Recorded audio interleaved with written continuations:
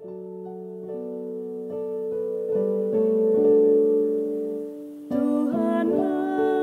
kekuatanku, Tuhanlah nyanyianku, Dialah keselamatanku. Jikalau Dia di pihakku, terhadap siapakah ku gentar?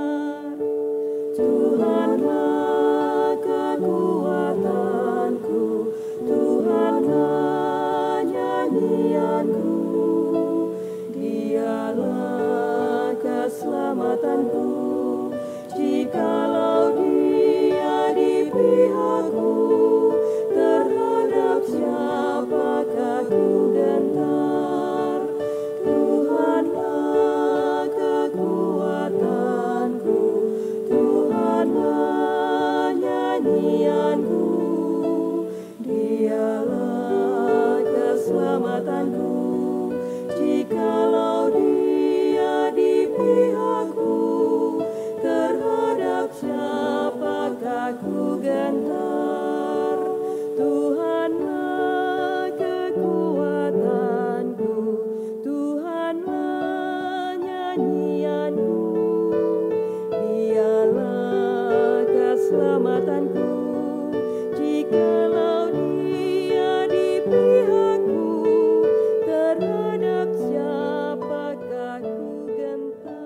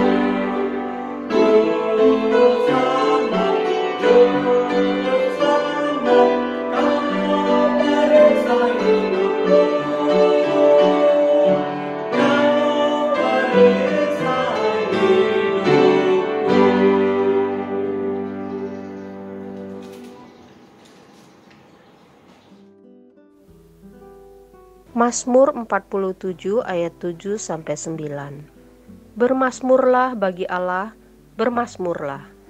Bermazmurlah bagi Raja kita, bermazmurlah. Sebab Allah adalah Raja seluruh bumi, bermazmurlah dengan nyanyian pengajaran. Allah memerintah sebagai Raja atas bangsa-bangsa. Allah bersemayam di atas tahtanya yang kudus. Selamat pagi Bapak Ibu Saudara yang terkasih di dalam Tuhan Yesus Kristus. Senang sekali jika pada pagi hari ini kita bersama-sama bisa merenungkan dan memuji nama Tuhan melalui ibadah doa pagi kita. Pada pagi ini kita akan bersama-sama merenungkan bagian dari firman Tuhan yang diambil dari Kejadian pasal 27. Saya akan membacakannya bagi kita sekalian. Ketika Ishak sudah tua dan matanya telah kabur, sehingga ia tidak dapat melihat lagi, dipanggilnyalah Esau, anak sulungnya, serta berkata kepadanya, "Anakku," saut Esau, "Ya Bapa." Berkatalah Ishak, "Lihat, aku sudah tua. Aku tidak tahu bila hari kematianku. Maka sekarang ambillah senjatamu, tabung panah dan busurmu. Pergilah ke padang dan burulah bagiku seekor binatang. Olahlah bagiku makanan yang enak, seperti yang kugemari. Sesudah itu bawalah kepadaku supaya aku makan, agar aku memberkati engkau sebelum aku mati. Tetapi Ribka mendengarkannya ketika Ishak berkata kepada Esau, anaknya. Setelah Esau pergi ke padang memburu seekor binatang untuk dibawanya kepada ayahnya, berkatalah Ribka kepada Yakub anaknya, telah kudengar ayahmu berkata kepada Esau kakakmu, bawalah bagiku seorang binatang buruan dan olahlah bagiku makanan yang enak, supaya aku makan dan supaya aku memberkati engkau di hadapan Tuhan sebelum aku mati. Maka sekarang anakku, dengarkanlah perkataanku seperti yang kuperintahkan kepadamu. Pergilah ke tempat kambing domba kita. Ambillah dari sana 2 anak kambing yang baik, maka aku akan mengolahnya menjadi makanan yang enak bagi ayahmu seperti yang digemarinya.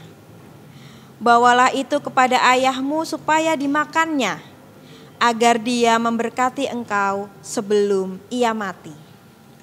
Lalu kata Yakub kepada Ribka ibunya, tetapi Esau kakakku adalah seorang yang berbulu badannya, sedangkan aku ini kulitku licin. Mungkin ayahku akan meraba aku, maka nanti ia akan menyangka bahwa aku mau memperolok-olok dia. Dengan demikian aku akan mendatangkan kutuk atas diriku dan bukan berkat. Tetapi ibunya berkata kepadanya, akulah yang menanggung kutuk itu, anakku. Dengarkan saja perkataanku, pergilah ambil kambing-kambing itu. Lalu ia pergi mengambil kambing-kambing itu dan membawanya kepada ibunya. Sesudah itu ibunya mengolah makanan yang enak seperti yang digemari ayahnya.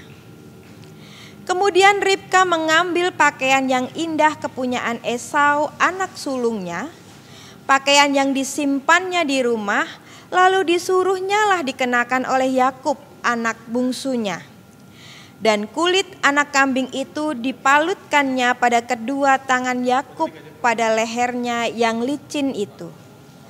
Lalu ia memberikan makanan yang enak dan roti yang telah diolahnya itu kepada Yakub anaknya.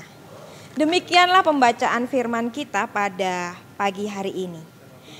Bapak Ibu, dari ayat ini kita bisa belajar bagaimana kondisi sebuah keluarga dalam menghadapi sebuah konflik.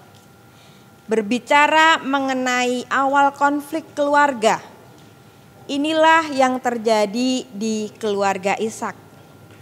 Entah apa yang menjadi dorongan bagi Ribka untuk melakukannya. Konflik mulai muncul saat Ribka memulai memanipulasi dan menipu. Ribka berusaha memperoleh berkat bagi Yakub. Namun pada akhirnya Yakub juga mengikuti siasat ibunya. Dari cerita ini kita bisa melihat konflik keluarga ini muncul karena Ribka mulai mengabaikan Tuhan. Ribka menggunakan jalannya sendiri. Sama seperti kita, sebagai manusia tentu saja kita tidak pernah luput dari sebuah konflik. Bahkan konflik bisa muncul tiba-tiba tanpa kita sadari. Setiap hari, dimanapun, kapanpun, dan dengan siapapun, konflik bisa saja muncul. Dari konflik yang ringan sampai konflik yang benar-benar berat. Bahkan konflik yang mengancam nyawa seseorang. itu sudah kerap kali kita saksikan di dalam kehidupan kita. Bapak, Ibu, Saudara yang terkasih, sebenarnya konflik terbesar yang ada di dalam kehidupan kita adalah konflik kita dengan diri kita sendiri. Bagaimana kita bergumul dengan nilai, prinsip yang baik yang sudah tertanam di dalam diri kita dan kemudian diadu dengan situasi dan kondisi yang sangat bertentangan. Melihat cerita tadi, apakah Ribka tidak mengalaminya? Tetapi sayangnya di dalam Kejadian 27 ayat 1 sampai 17 tadi, kita tidak bisa melihat dengan jelas apakah Ribka bergumul terhadap hal itu. Bagaimanapun juga, konflik selalu menghantarkan kita pada pilihan-pilihan. Nah, disinilah integritas kita diuji. Bagaimana kita berlaku seadil-adilnya, bagaimana kita berlaku jujur, bagaimana kita berlaku bijaksana. Integritas adalah konsep yang berkaitan dengan konsistensi dalam tindakan, nilai, prinsip, dan juga metode. Biasanya orang yang berintegritas adalah orang yang memiliki pribadi yang jujur, serta memiliki karakter yang sangat kuat. Hidup yang berintegritas inilah hidup yang selalu konsisten saat melakukan, memikirkan, atau bahkan mengucapkan dengan jujur apa yang menjadi prinsip, nilai, dan tindakan dalam metode yang baik, sehingga kita bisa beroleh kebijaksanaan dalam mengambil sebuah keputusan. Namun hidup yang berintegritas ini bukanlah hidup yang serta-merta bisa dengan mudah kita lakukan. Diperlukan sebuah kepekaan yang tinggi. Diperlukan latihan terus-menerus sepanjang hidup kita, sehingga kita boleh memperoleh hidup yang berintegritas sesuai dengan apa yang kita miliki, prinsip kita, nilai-nilai yang baik yang telah kita miliki, terus akan kita pegang saat kita menjalani konflik-konflik kecil maupun besar yang ada di dalam kehidupan kita. Kepekaan ini yang perlu kita asah sehingga kita boleh selalu memiliki integritas yang penuh di dalam kehidupan kita. Dan jika kita hidup berintegritas, maka damai sejahtera akan boleh dirasakan oleh orang-orang yang berada di sekitar kita. Bapak Ibu, kiranya pagi ini kita boleh bersama-sama belajar bagaimana kita memiliki hidup yang berintegritas berdasarkan pada firman Allah. Kiranya Allah menolong kita. Mari kita bersama-sama berdoa. Ya Allah, Sang Pemilik kehidupan, kami berdoa untuk kerjasama antar pemerintah pusat dan pemerintah daerah dalam menanggulangi pandemi COVID-19. Menata new normal dan kedisiplinan setiap penduduk untuk taat kepada protokol yang telah dirancang. Kami juga berdoa bagi semua pasien yang masih dirawat maupun yang sudah sembuh. Kiranya Allah sendiri yang menolong mereka. Kami juga berdoa bagi aparat keamanan untuk dapat terus menghadirkan rasa aman bagi seluruh masyarakat dan menjaga keutuhan NKRI dari kelompok-kelompok yang dapat memanfaatkan situasi pada masa sulit ini dengan isu-isu yang dapat memecah belah kehidupan berbangsa dan bernegara kami.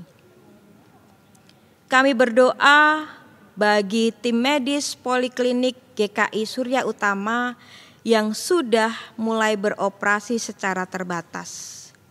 Kiranya poliklinik ini dapat terus menjadi berkat bagi masyarakat di sekitar kami. Dan kiranya Tuhan juga menjagai setiap karyawan, dokter, dan suster yang membantu dalam proses pelaksanaan poliklinik ini. Kami berdoa bagi penyaluran bantuan yang diberikan oleh pemerintah supaya bantuan ini tepat pada sasaran.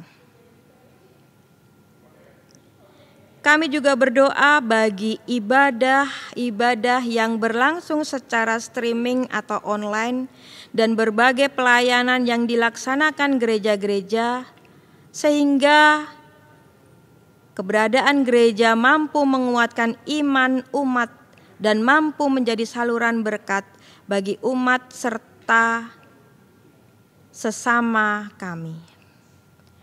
Ya Allah, kami berdoa hanya di dalam nama Tuhan Yesus Kristus yang telah mengajarkan kami berdoa. Bapa kami yang di surga, dikuduskanlah namamu. Datanglah kerajaan-Mu di bumi seperti di surga. Berikanlah kami pada hari ini makanan kami yang secukupnya, dan ampunilah kami akan kesalahan kami, seperti kami juga mengampuni orang yang bersalah kepada kami. Dan janganlah membawa kami ke dalam pencobaan, tetapi lepaskanlah kami daripada yang jahat. Karena Engkaulah yang memiliki kerajaan, kuasa, dan kemuliaan sampai selama-lamanya. Amin.